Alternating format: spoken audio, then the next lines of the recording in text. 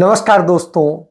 नफरत का बाजार बढ़ रहा है और रुपया गिर रहा है।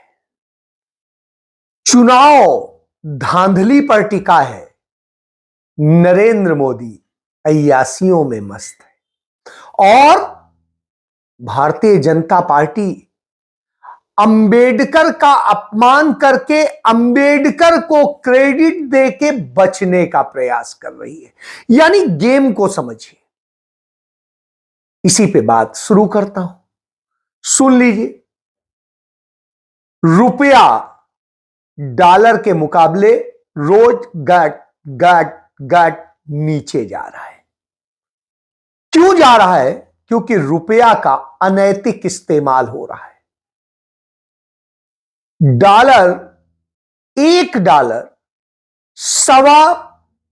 ₹85 का हो गया। ₹85 का। याद करिए, 56-57 रुपए का जब डॉलर था तो नरेंद्र मोदी कहते थे ये ऐसे नहीं होता मित्रों।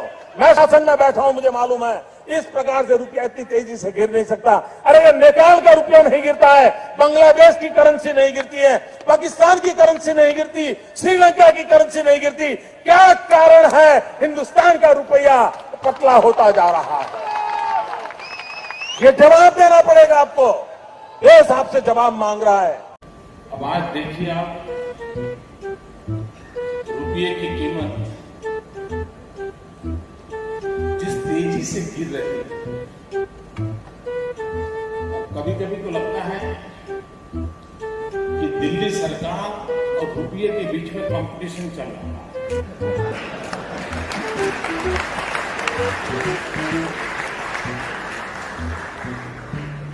किसकी आबरू तेजी से गिरती चली जा रही है, कौन आगे जाएगा, इसकी कंपटीशन चल रही है। रुपया गिरता है तो प्रधानमंत्री की इज्जत गिरती है।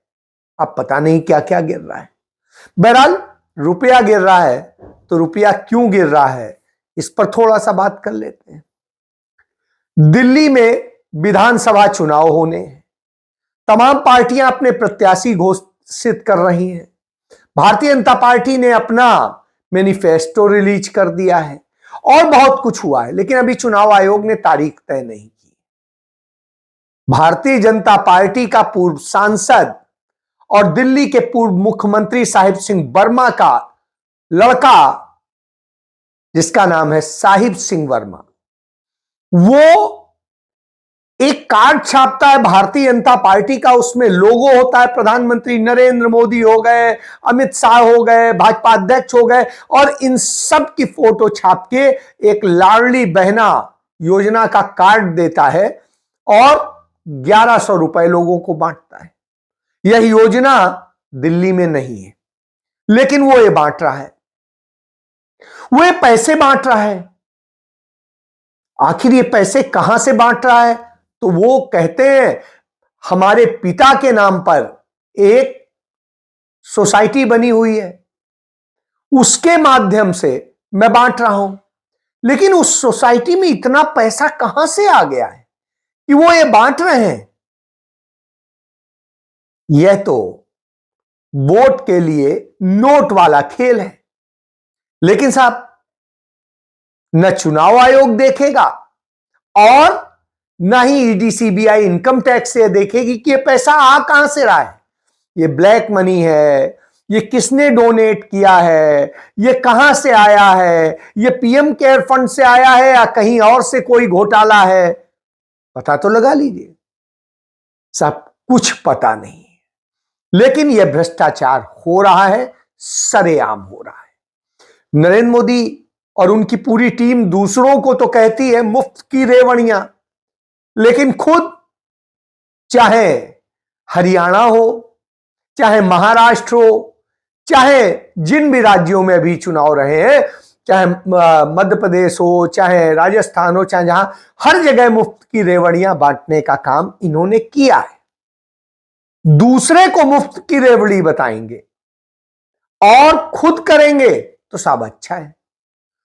तो रुपया यूं जा रहा है और जब रुपया यूं जा रहा है तो फिर गर्त में भी जा रहा है, रुपए की वैल्यू भी गिर रही है। यह एक सत्य है। रुपए की वैल्यू इसलिए भी गिर रही है क्योंकि अडानी की झोली नहीं है, तिजोरी भी नहीं है, उनके गोदाम के गोदाम रुपयों से भरे हैं। इसलिए गोदाम कह रहा हूं क्योंकि इस देश की जितनी संपत्तियां हैं उन्हें सौंपी जा रही हैं। उनके शेयर जो गर्त वाले शेयर हैं उन्हें जबरन बड़ा दिखा करके और पैसे की वसूली जनता से की जा रही है। इस खेल में सेबी प्रमुख माधवी बुचपुरी भी शामिल है और यह माधवी बुचपुरी को अपॉइंट भी अडानी ने ही कराया है। तो स्वाभाविक सी बात है नरेंद्र मोदी अमित शाह ने उन्हें अपॉइंट किया है। अब जब उन्होंने अपॉइंट किया है, यह धांधली हुई है, तो कांग्रेस पार्टी ने यह मामला उठा दिया। राहुल गांधी ने इसको लेके बताया, लेकिन सरकार कुछ उसे बचाने के लिए हर कुछ कर रही है।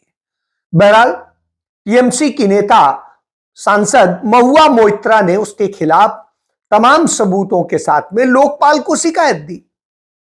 अब लोकपाल ने नए साल में उन्हें तलब किया है।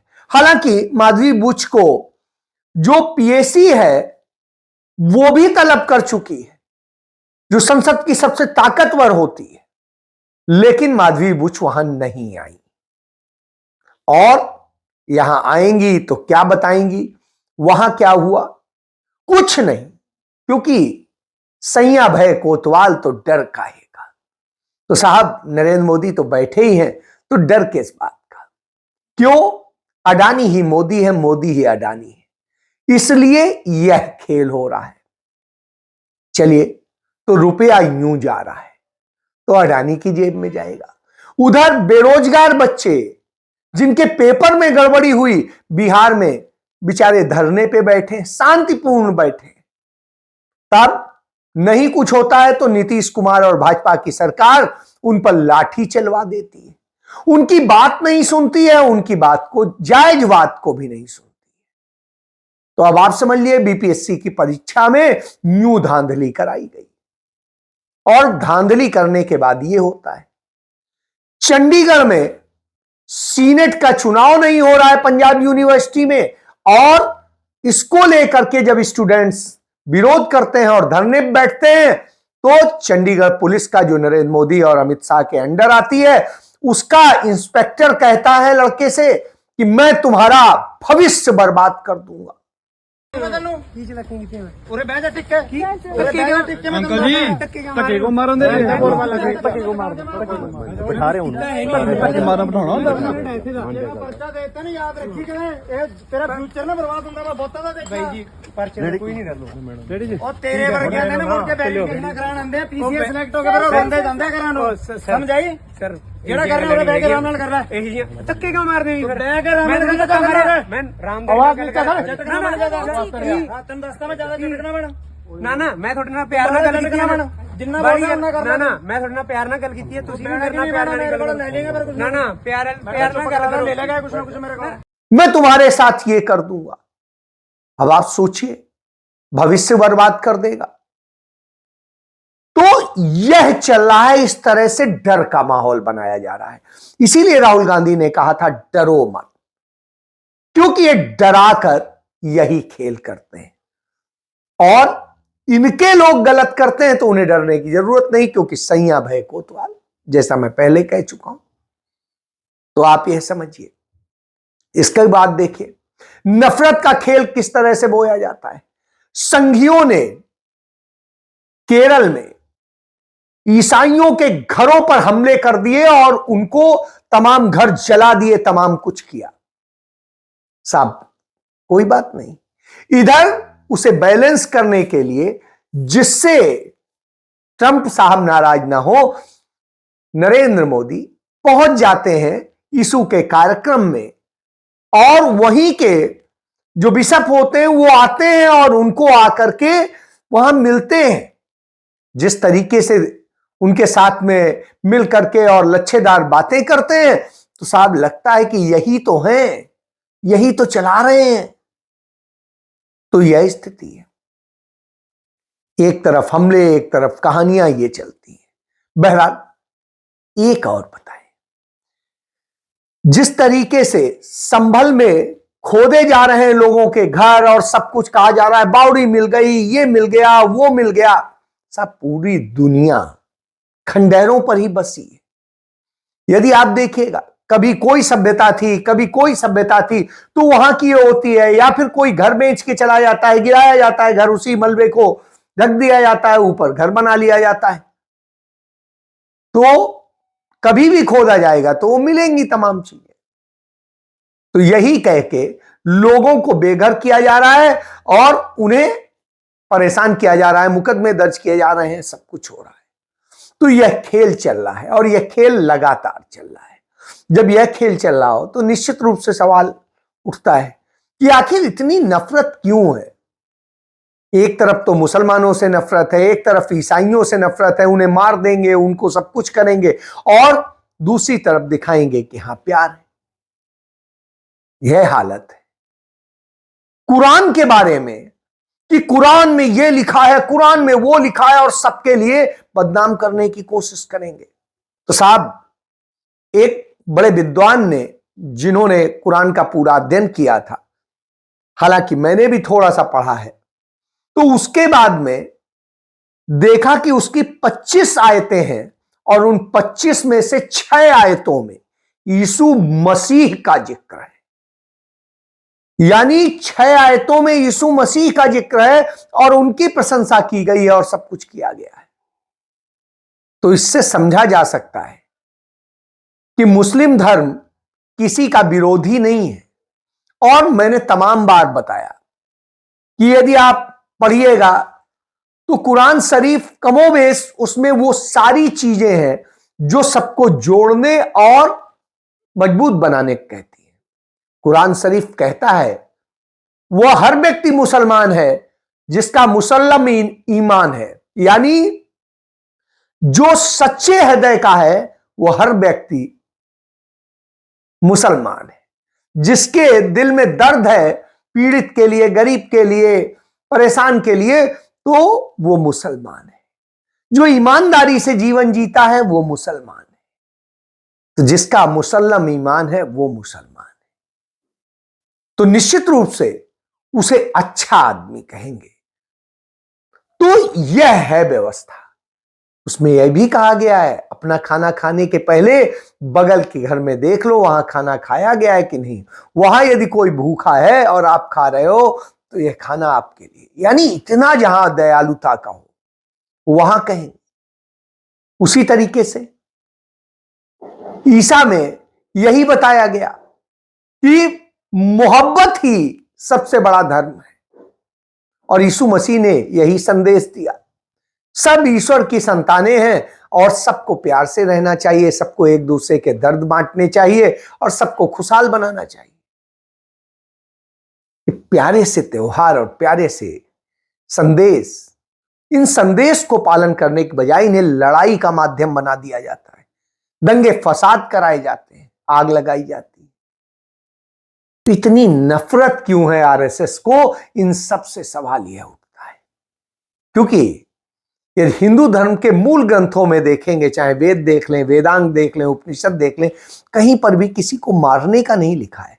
वहां पर भी नर सेवा नारायण सेवा है और वहां पर ही सर्वजन हिताय सर्वजन सुखाय है। यही तो एक बड़ी बात है। तो जो वसुधैव कुटुंबकम की बात करता है वो अलग कैसे हो सकता है? यही संदेश तो है। तब इसको समझना नहीं चाहेंगे तो कहानियां और बनाई जाएंगी। बहरहाल ये खेल चल रहे हैं। तो उधर लूट का जो खेल चल रहा है, चुनाव आयोग के जरिए सत्ता पाने का जो खेल चल रहा है वो लगातार चल रहा है और उसके लिए जो धांधली की जा रही है, तमाम नियम बदले जा रहे हैं, तमाम वो किए जा रहे हैं, तो कांग्रेस पार्टी उसकी भी लड़ाई पे निकल पड़ी। कांग्रेस पार्टी ने चुनाव आयोग के उस संशोधन को जो सरकार ने कर दिया उसके एक्ट में कि अब वो पारदर्शी नहीं रहेगा, आम जन उसकी चीजें नहीं देख सकेगा, इसके खिलाफ सुप्रीम कोर्ट में अपील दाखिल कर दी है। क्योंकि जिस तरीके से मनमानी तरीके से कानून बदला गया और लोगों से उसको वो किया गया, उससे विश्वास घट रहा है। चुनाव आयोग विश्वास खोता चला जा रहा है। बावजूद इसके वह विश्वास कायम करने के लिए चुनाव आयोग कुछ नहीं कर रहा है। यह चिंताजनक है। इस पर भी बात हो रही है। उधर डॉक्टर भीमराव अंबेडकर का अपमान लगातार भाजपा करती आ रही है और यह आज से नहीं है। आरएसएस जब बनी थी उसके बाद से ही उसने अंबेडकर का अपमान करना शुरू किया था और लगातार करते रहे। उनका अपमान किया, उनका पुतला जलाया और सब कुछ किया और उनका समर्थन करने के कारण पंडित जवाहरलाल नेहरू का भी पुतला जलाया। तब सवाल उठता है कि आखिर ये ऐसा क्यों करते हैं बार बार। गुजरात में अंबेडकर की प्रतिमा की नाक तोड़ दी गई, तो यह सब करके तमाम जगह उन पर हमले हो रहे हैं। यह करके क्या करना चाहते हैं? और एक तरफ तो ये करते हैं, लेकिन जब कांग्रेस पार्टी इसको लेकर के पूरे देश भर में आंदोलन खड़ा कर देती है तो नरेंद्र मोदी एक जो केन और बेतवा नदी के लिंक के प्रोजेक्ट का शिलान्यास करते हुए, कथित रूप से शिलान्यास करते हुए कहते हैं डॉक्टर भीमराव अंबेडकर ने ही जल के लिए काम किया था। भीमराव अंबेडकर ने तो कभी किया ही नहीं। वो तो कानून मंत्री थे और कानून पे उन्होंने काम किया, उन्होंने संविधान पर काम किया, उन्होंने दलितों के उत्थान पर काम किया, उन्होंने महिलाओं के उत्थान पर काम किया, लेकिन इस पर तो किया ही नहीं था। तब तकलीफ हो जाती है। क्यों? क्योंकि जिसका उद्घाटन करते हुए नरेंद्र मोदी कहानी बता रहे हैं, उस बेतवा और केन नदी के लिंक के उसकी जिक्र कर लूं। 1980 में, अगस्त 1980 में श्रीमती इंदिरा गांधी ने उसकी नींव रखी थी और इस पर काम शुरू हुआ था। उसके बाद में राजीव गांधी के समय तक वो प्रोजेक्ट आगे बढ़ा और उनकी सरकार जाने के बाद उस पर कोई काम नहीं हुआ। अटल बिहारी वाजपेयी ने भी नहीं किया। फिर 2005 में जब सरकार आई कांग्रेस की, मनमोहन सिंह प्रधानमंत्री बने, तब उसकी डीपीआर तैयार की गई और चीजें किया गया। तब जो है मध्य प्रदेश और उत्तर प्रदेश और केंद्र सरकार के प्रतिनिधियों ने बैठ के हस्ताक्षर किए और इस पर काम शुरू हुआ। उसके बाद में काम होता रहा। फिर 2014 तक, 2014 के बाद में नरेंद्र मोदी सरकार आ गई तो उसने 2015 में काम को लटका दिया और फिर उन्होंने 2021 में इस पर काम करने की बात कही और जब किया 2022 में उन्होंने कहा 44,000 करोड़ रुपए का बजट इसके लिए सैंक्शन कर रहे हैं। वो तो कर दिया, फिर काम ठप हो गया। अब 25 दिसंबर 2024 को नरेंद्र मोदी उसका शिलान्यास करते हैं और कहते हैं प्रोजेक्ट ऐसे है। एक तरफ तो अंबेडकर का अपमान करते हैं, दूसरी तरफ झूठी जगह पे उनका नाम यूज करके उनको और बदनाम करने की कोशिश करते हैं। तो यह नरेंद्र मोदी का चेहरा है। यह वास्तव में अपमानित कराने के लिए काम करते हैं। तो इन्हें डॉक्टर अंबेडकर से या लोकतंत्र से प्यार नहीं है, इन्हें इससे। इसीलिए राहुल गांधी और कांग्रेस पार्टी नरेंद्र मोदी के चेहरे को बेनकाब कर रही है। और बेलगामी में जो सत्र शुरू हो रहा है सीडब्ल्यूसी का, उसमें नरेंद्र मोदी को पूरी तरीके से बेनकाब करने और इनकी सरकार को बेनकाब करने की पूरी योजनाएं शुरू हो गई हैं। कांग्रेस पार्टी ने देश भर में अंबेडकर के सम्मान में, संविधान के सम्मान में लड़ाई छेड़ दी है। इससे घबरा गए और इसलिए ये उल जलूल की बातें हो रही। तो अब इनका आनंद लीजिए और देखिए कि क्या लोकतंत्र बनाया जा रहा है। जय